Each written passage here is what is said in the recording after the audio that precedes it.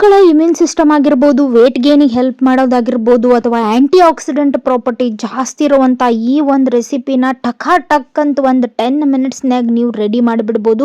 ಮಕ್ಕಳಿಗೂ ಟೇಸ್ಟಿಗೆ ಭಾಳ ಮಸ್ತ್ ಇರ್ತೈತಿ, ಹೆಲ್ತಿಗೂ ಭಾಳ ಬೆನಿಫಿಟ್ ಇರ್ತೈತಿ. ಇದು ಯಾವ್ದು ಹೆಂಗೆ ಮಾಡೋದತ್ತು ನೋಡೋಣ. ಅದಕ್ಕಿಂತ ಮುಂಚೆ ನಿಮಗೆಲ್ಲರಿಗೂ ನನ್ನ ಚಾನಲ್ ಝೀರೋ ಆಯಿಲ್ ಕುಕಿಂಗ್ ಕನ್ನಡಕ್ಕೆ ಸ್ವಾಗತ ರೀಪ್ಪ. ನೀವು ಮಾಡೋ ಎಲ್ಲ ಅಡುಗೆನೂ ಟೇಸ್ಟ್ ಒಳಗೆ ಚೇಂಜ್ ಆಗ್ಲಾರ್ದಂಗೆ ದಿ ಬೆಸ್ಟ್ ಆಗಿ ನಾನು ನಿಮಗೆ ಎಣ್ಣೆ ಇಲ್ದ ಮಾಡಿ ತೋರಿಸ್ತೀನಿ.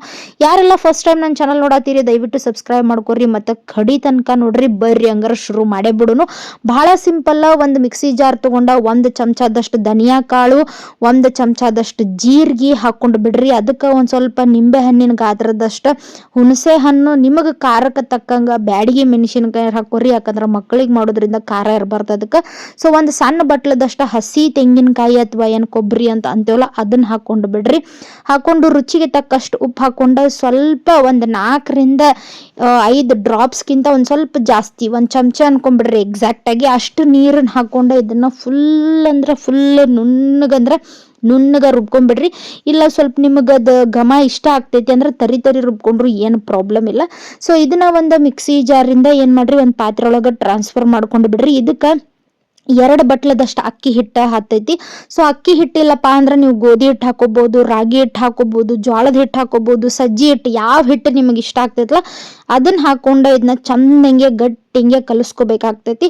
ಸ್ವಲ್ಪ ಹಿಟ್ಟು ಹಾಕೊಂಡು ಕಲಿಸ್ಕೊರಿ, ಯಾಕಂದ್ರೆ ನಾವಿಲ್ಲಿ ಎಕ್ಸ್ಟ್ರಾ ನೀರನ್ನ ಆ್ಯಡ್ ಮಾಡಕತ್ತಿಲ್ಲ.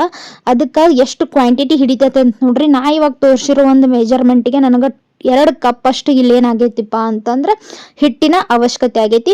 ಸೊ ಹಿಂಗೆ ಚಂದಂಗೆ ಇದನ್ನ ಏನು ಮಾಡ್ತೀನಿ ಎಲ್ಲ ಕಲಿಸ್ಕೊಂಡ್ಬಿಡ್ತೀನಿ. ಭಾಳ ಗಟ್ಟಿನೂ ಅಲ್ಲ ಮತ್ತು ಭಾಳ ತೆಳ್ಳಗೂ ಅಲ್ಲ, ಹಂಗೆ ಇದನ್ನ ಕಲಿಸ್ಕೋಬೇಕು. ಜಸ್ಟ್ ಒಂದು ಉಂಡೆ ಮಾಡುವಂಥ ಕನ್ಸಿಸ್ಟೆನ್ಸಿಗೆ ಇದು ಬರಬೇಕಾಗ್ತೈತಿ. ಇಲ್ಲಿ ನಾ ಇದಕ್ಕೆ ಏನು ಮಾಡತ್ತೇನಪ್ಪ ಅಂತಂದ್ರೆ ನುಗ್ಗೆ ಸೊಪ್ಪನ್ನ ಇಲ್ಲಿ ಆ್ಯಡ್ ಮಾಡ್ಕೊಳತ್ತೇನೆ. ನಿಮಗೆ ನಾ ಪ್ರೀವಿಯಸ್ ವಿಡಿಯೋಸ್ದಾಗ ಒತ್ತಿ ಹೇಳ್ದಂಗೆ ನುಗ್ಗೆ ಸೊಪ್ಪೊಳಗೆ 300ಕ್ಕೂ ಜಾಸ್ತಿ ಕಾಯಿಲೆಗಳನ್ನು ಕಡಿಮೆ ಮಾಡುವಂಥ ಒಂದು ಶಕ್ತಿ ಇರ್ತೈತಿ. ಬ್ಲಡ್ ಪ್ರೆಷರ್ ಆಗಿರ್ಬೋದು, ಕೊಲೆಸ್ಟ್ರಾಲ್ ಲೆವೆಲ್ ಆಗಿರ್ಬೋದು, ಶುಗರ್ ಲೆವೆಲ್, ಇದನ್ನೆಲ್ಲಾನು ಕಂಟ್ರೋಲ್ ಮಾಡುವಂಥ ಶಕ್ತಿ ಇದಕ್ಕೆ ಐತಿ. ಸೊ ನುಗ್ಗೆ ಸೊಪ್ಪು ಹಾಕೊಂಡ್ಮೇಲೂ ಸ್ವಲ್ಪ ಅದ ನೀರಿನಂಶ ಬಿಡ್ತೈತಿಲ್ಲ, ಯಾಕಂದ್ರೆ ಉಪ್ಪು ಹಾಕೊಂಡಿರ್ತೀವಿ. ಸೊ ಹಿಂಗಾಗಿ ಮ್ಯಾಲೆ ಒಂದು ಸ್ವಲ್ಪ ಮತ್ತೆ ಹಿಟ್ಟು ಹಾಕೊಳತ್ತೇನೆ. ಟೋಟಲ್ 2 ಕಪ್ ಅಷ್ಟೇ ಹಿಟ್ಟು ಯೂಸ್ ಮಾಡೀನಿ, ಅದಕ್ಕಿಂತ ಜಾಸ್ತಿ ಏನು ಯೂಸ್ ಮಾಡಿಲ್ಲ. ಸೊ ಇದು ಚಂದಂಗಿ ಉಂಡೆ ಆಕಾರ ಬರುವಂಗೆ ಇದನ್ನ ರೆಡಿ ಮಾಡ್ಕೊಂಡು ಬಿಡಬೇಕು. ಇದನ್ನೇನು ನೀವು 10 ನಿಮಿಷ 15 ನಿಮಿಷ ರೆಸ್ಟಿಗೆ ಇಡೋ ಅವಶ್ಯಕತೆ ಇಲ್ಲ. ಜಸ್ಟ್ ಇನ್ಸ್ಟಂಟ್, ಸೋಡಾ ಬೇಡ, ಏನೂ ಬೇಡ. So the best recipe ready ಆಗಿಬಿಡ್ತೈತಿ. ಪಟಾಪಟ ಇದನ್ನ ಉಂಡಿಗತೆ ರೆಡಿ ಮಾಡ್ಕೊಂಡು ಏನು ಮಾಡೋದಪ್ಪ ಅಂದ್ರೆ ಸ್ಟೀಮ್ ಮಾಡೋದು.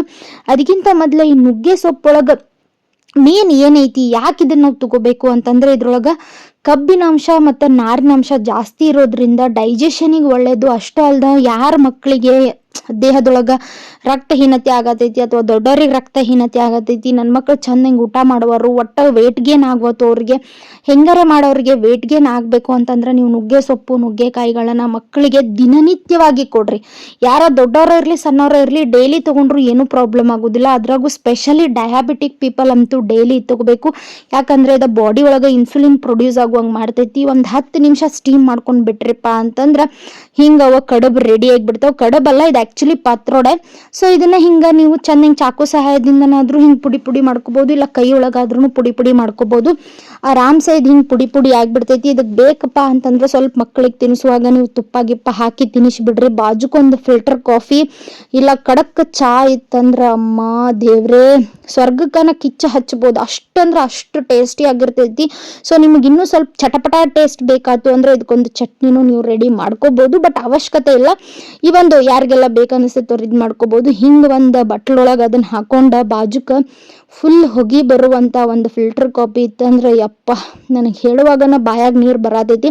ಅಷ್ಟು ಟೇಸ್ಟ್ ಇರ್ತೈತಿ. ಒಂದ್ಸತಿ ಟ್ರೈ ಮಾಡ್ರಿ, ಮತ್ತು ಹೆಂಗಿತ್ತು ಅನ್ನೋದನ್ನು ಕಮೆಂಟ್ದಾಗ ತಿಳಿಸೋದ ಮರ್ಯಾಕೆ ಹೋಗ್ಬೇಡ್ರಿ.